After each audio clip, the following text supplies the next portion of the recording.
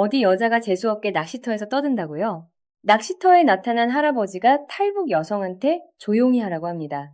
그러자 이 여자가 물러서지 않아요. 할아버지 누구세요? 하고 되물어봅니다. 그게 시작이었습니다. 근데 여기서 중요한 게 있어요. 이 할아버지 보통 분이 아니에요. 대한민국에서 수십 년을 활동한 배우입니다.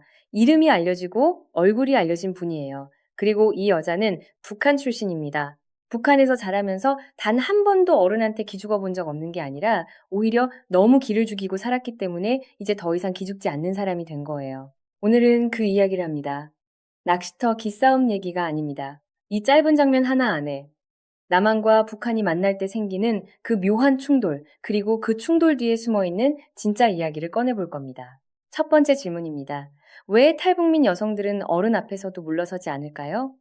두 번째 질문입니다. 그리고 왜 이걸 보는 우리는 그게 신기하게 느껴질까요? 이 두 가지 질문이 사실 같은 답으로 연결됩니다. 그 답, 오늘 끝까지 같이 보시죠. 세 가지 층으로 얘기할 거예요.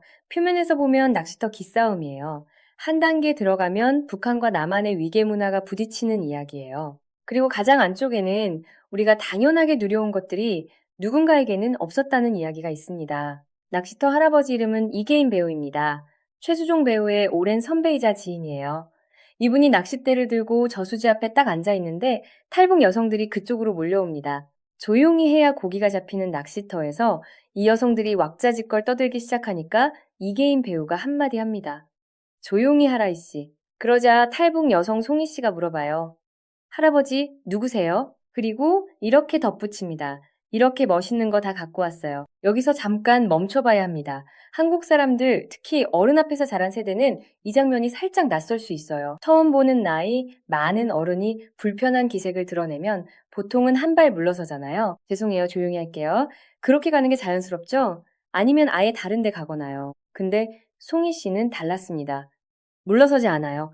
오히려 낚싯대가 탐나서 협상을 시작합니다. 금카 소리 안 할게요. 심부름 해드릴게요. 전화번호 주시면 고기 잡아서 보내드릴게요. 이게 굉장히 흥미로운 장면이에요. 왜냐면 이건 무례한 게 아니거든요. 이건 살아남기 위해 필요한 것을 얻는 방식이에요. 북한에서 자란다는 게 어떤 건지 잠깐 생각해보면 이해가 됩니다.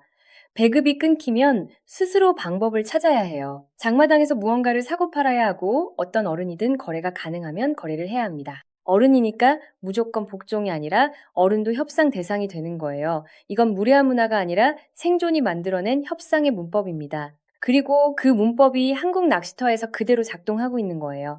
이계인 배우의 반응도 봐야 해요. 처음엔 단호했습니다. 죽으면 죽었지 못 준다. 낚싯대는 시리즈로 나오는 거라 부품 하나가 망가지면 구할 수가 없다는 거예요. 마누라는 빌려줘도 낚싯대는 못 빌려준다는 표현까지 씁니다.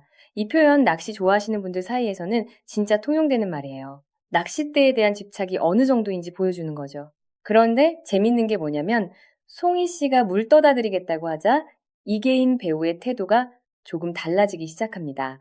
이런 걸 잘해야 이 사람아. 그리고 결국 낚싯대를 주겠다는 암시까지 나와요. 완전히 기죽어 있던 송이 씨가 원하는 걸 얻어낸 거예요.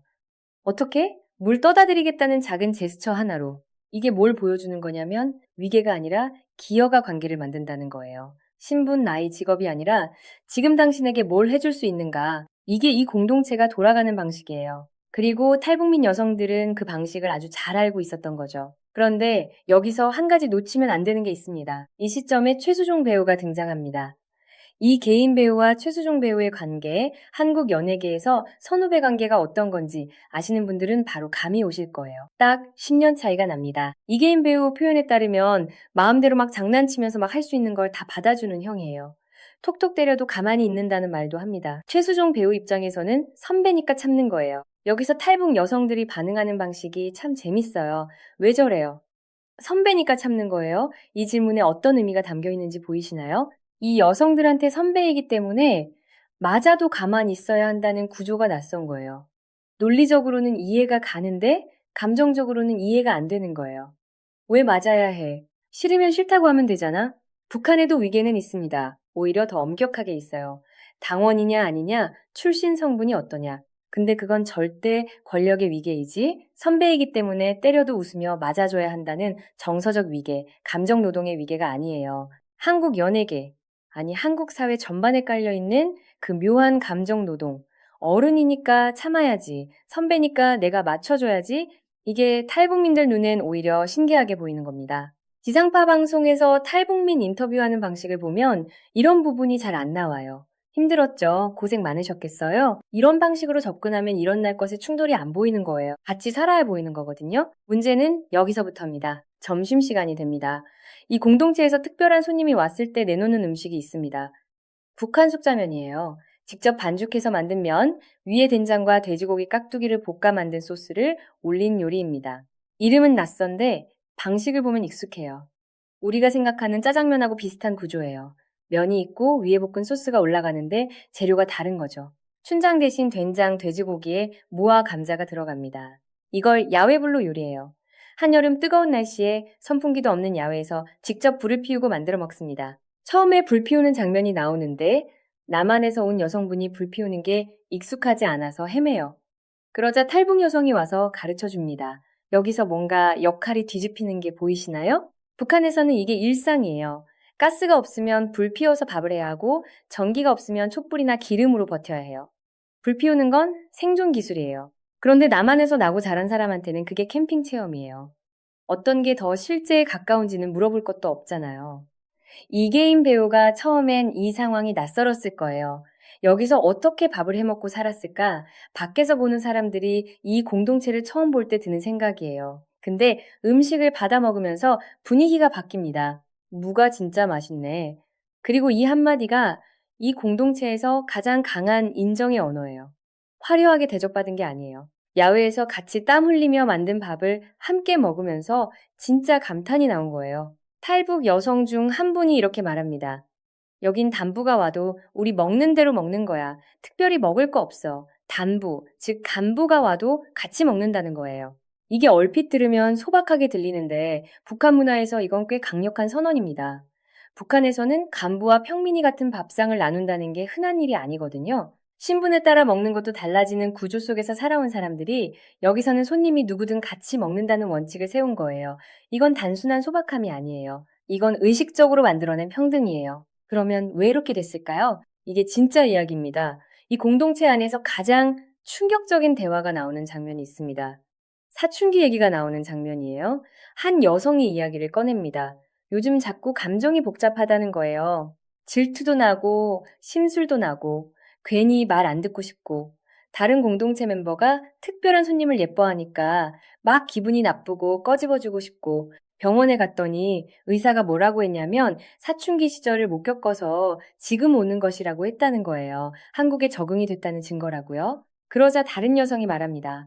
북한은 사춘기가 없어요. 그 말 자체를 몰라요. 이 한마디 그냥 지나치면 안 됩니다. 사춘기라는 건 내 감정이 내 것이 될 수 있는 시간이에요. 내가 좋아하는 게 뭔지, 싫어하는 게 뭔지, 누가 좋은지, 무엇에 반항하고 싶은지 그걸 시험해보는 시간. 짝꿍 친구를 몰래 좋아해보고 선생님 말을 한 번쯤 안 들어보고 부모님한테 싫어요 해보고 그런 감정의 연습을 하는 시간이에요. 그런데 북한에서는 그 시간이 없어요. 학교 다닐 때는 집단 노동 동원이 있어요. 여름이면 밭에 나가야 하고 가을이면 수확을 도와야 하고 맨발로 나가서 신발 아껴가며 일해야 해요. 감정을 탐색하고 싶어도 그걸 허용하는 사회적 공간 자체가 없는 거예요. 내 감정이 중요한 게 아니라 집단이 중요하고 수령님이 중요하고 오늘 할당량이 중요해요. 게다가 먹고 사는 문제가 해결이 안 되면 감정은 사치예요. 배급이 끊기는 시절엔 내가 뭘 좋아하는지가 아니라 오늘 뭘 먹을 수 있는지가 전부입니다. 감정은 닫힙니다. 그 상태가 수십 년 지속되는 거예요. 그래서 한국에 와서 처음으로 안전하다는 느낌이 들기 시작할 때 닫혀있던 게 열리기 시작합니다. 그런데 그 열리는 방식이 20대, 30대, 때로는 그 이후에 와요.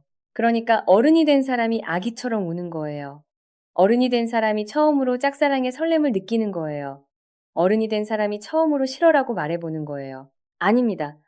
정확히 말하면 이래요. 이게 약해진 게 아니에요. 이게 드디어 안전해진 거예요. 다시 그 장면으로 돌아가 볼게요. 한 여성이 병원에서 들은 말을 전하는 순간 공동체 분위기가 잠깐 조용해져요.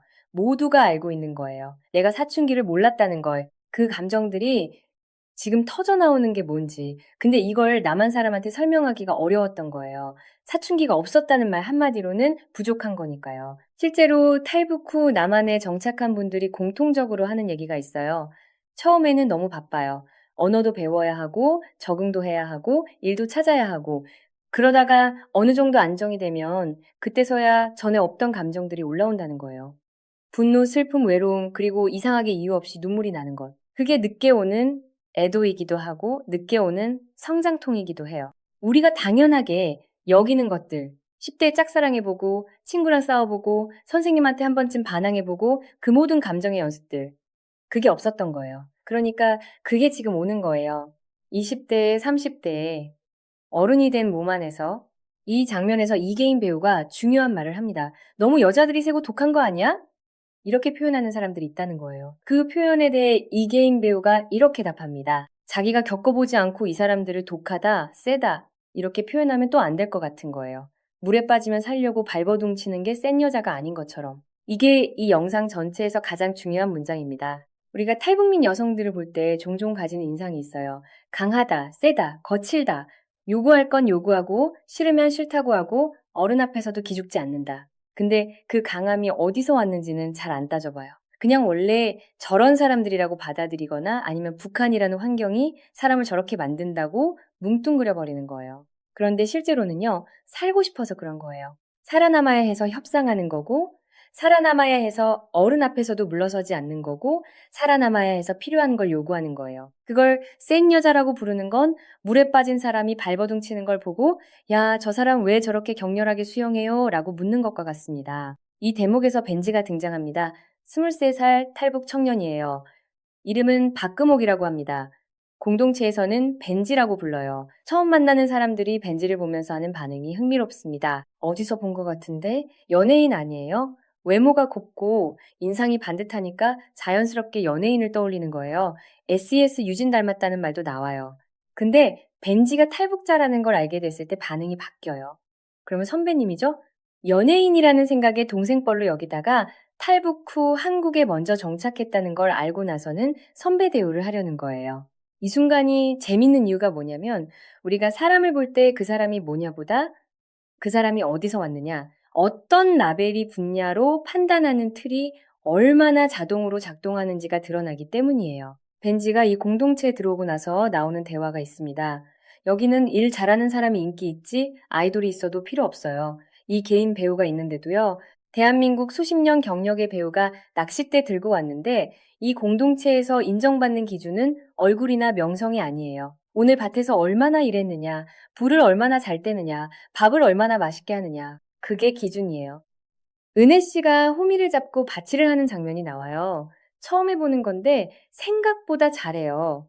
나 호미질 체질인가 봐. 그 말이 진심으로 들려요. 스튜디오에서 일하던 분이 흙을 파는 게 체질이라니 웃기기도 하지만 어딘가 진짜인 것 같은 느낌이 드는 게 있어요.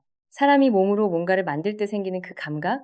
그게 남한이든 북한이든 출신에 상관없이 비슷하게 작동하는 거 아닐까요? 이건 북한 문화의 흔적이기도 하지만 동시에 이 공동체가 한국 사회 안에서 스스로 만들어낸 가치체계이기도 해요. 밖에서는 인정받지 못할 수 있어요. 탈북민이라는 사실 하나로 취업에서 어려움을 겪고 언어가 조금 다르다는 이유로 낯설게 여겨지고. 그런데 이 공동체 안에서는 달라요. 내가 오늘 얼마나 열심히 살았느냐로 평가받는 거예요. 가장 솔직한 말은 이 영상에서 이렇게 나옵니다. 탈북민 공동체에서 오래 생활한 분이 이렇게 말해요. 프로그램 몇 년 하는 것보다 여기서 며칠 같이 사는 게 훨씬 진짜 모습을 알아. 여기서 말하는 프로그램이 어떤 건지 아시죠? 탈북민을 인터뷰하는 방식의 프로그램들이요. 무대에 앉아서 북한에서 어땠어요? 어떻게 탈출했어요? 지금은 어때요? 하고 묻는 방식. 그 방식이 나쁘다는 게 아니에요. 그런데 그 방식으로는 안 보이는 게 있다는 거예요. 낚시터에서 기싸움하는 모습, 호미질이 갑자기 체질인 걸 발견하는 모습, 숙자면 만들면서 옛날 얘기하는 모습, 사춘기가 뭔지 몰랐다고 무심하게 말하는 모습, 이런 게 인터뷰에서는 안 나와요. 이런 게 같이 살아야 나오는 거예요. 그리고 사실 이게 어느 사람에게든 마찬가지예요. 인터뷰로 아는 사람과 같이 밥 먹고 같이 일하면서 아는 사람은 달라요. 이계인 배우가 마지막에 이런 말을 합니다. 전화통화로는 뭐 단단히 했는데 보기는 정말 오래됐어. 최수종 배우를 보고 하는 말이에요. 보는 것과 아는 것은 다르고 같이 있는 것과 통화하는 것은 달라요. 그 감각이 이 공동체 이야기와 겹쳐지는 게 있어요. 탈북 여성들을 세다고, 강하다고 표현하는 시선이 있습니다. 어른한테 기죽지 않으니까, 요구할 건 요구하니까, 싫으면 싫다고 하니까. 근데 그 강함의 출처를 알고 나면 그게 강한 게 아니라는 게 보여요. 사춘기도 없이 자랐고, 감정을 탐색할 공간도 없이 살았고, 살아남는 것 자체가 매일의 과제였던 사람들이 드디어 안전한 곳에서 자기 감정을 꺼내보고 있는 겁니다. 그게 어른이 된 후에 오는 사춘기예요. 그게 낚싯대 앞에서 협상하는 여자예요. 그게 호미를 잡았더니 갑자기 체질인 여자예요. 이걸 세다고 부르는 건 오랫동안 참았던 사람이 드디어 숨을 쉬는 걸 보고 왜 저렇게 숨을 크게 쉬냐고 묻는 것과 같습니다. 이계인 배우를 결국 무릎 꿇린 건 낚싯대 실력이 아니었어요. 어른 앞에서도 기죽지 않는 여자들이었고 그 기죽지 않음에는 이유가 있었습니다. 오늘 그 이유를 보셨으면 합니다. 한 가지만 더 말씀드리고 마칠게요. 이 공동체 안에서 나온 말 중에 이런 게 있었어요. 우리가 뭔가 이상한 거 아니야? 우리 허니가 탈북자들하고 몇 달 이렇게 같이 살더니 이제 우리 마음을 다 끌어냈어. 이만값 같은 프로그램 몇 년 하는 것보다 여기서 며칠 같이 사는 게 훨씬 진짜를 안다는 말이 그 다음에 이어졌어요. 그게 오늘 이 영상의 핵심이에요. 낚시터 할아버지와 기싸움한 이야기가 왜 이렇게 긴 이야기가 됐는지 이제 보이시죠? 그 기싸움 안에 사춘기가 없었던 세월이 있고 협상하지 않으면 살아남지 못했던 시간이 있고 밖에서는 못 보던 그 사람들의 진짜 모습이 있었던 겁니다. 이런 걸 보면서 저는 질문 하나가 계속 머릿속에 남아요. 우리는 탈북민에 대해 얼마나 알고 있다고 생각할까요? 통계는 알 수 있어요. 몇 명이 왔고 어디서 살고 취업률이 어떻고 인터뷰 내용도 알 수 있어요.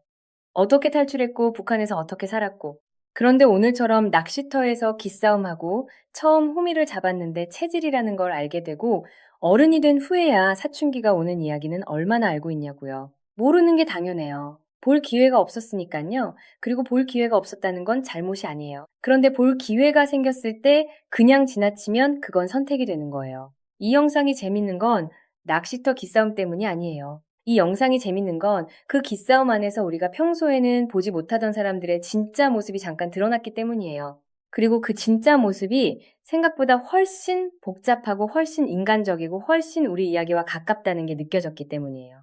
낚싯대 할아버지가 처음엔 재수 없다고 했던 그 여자가 결국 물 한 그릇으로 마음을 열었어요. 그리고 그 할아버지가 이 공동체 사람들을 가장 잘 표현한 말을 남겼어요. 물에 빠지면 살려고 발버둥 치는 게 센 여자가 아닌 것처럼 그냥 살아있는 거라고.